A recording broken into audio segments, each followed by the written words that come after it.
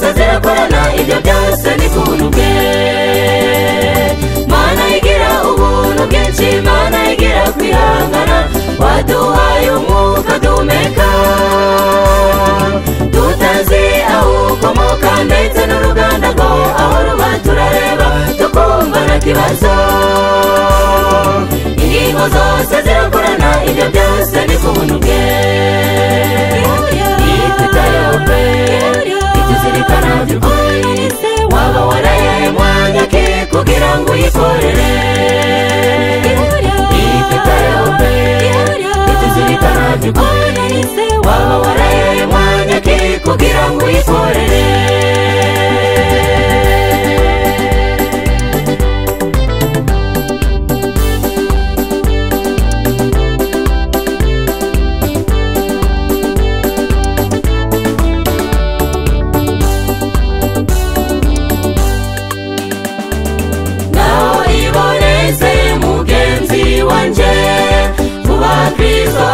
gusanga murungabangabo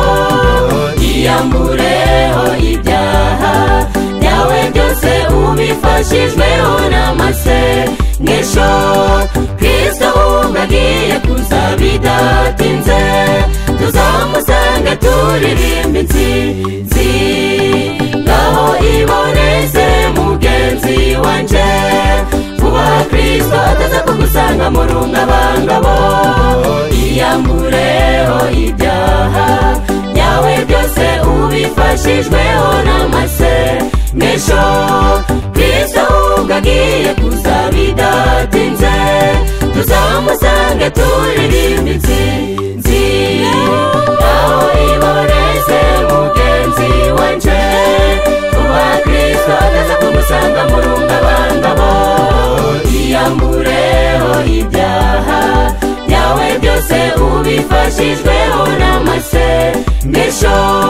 Kristo ubwagiye kuza bidatinze tuzamusanga turirimba intsinzi aho iboneze mugenzi wanje vuba Kristo ataza kumusanga murungabangabo iyambureho ibyaha byawe byose ubifashijweho n'amasengesho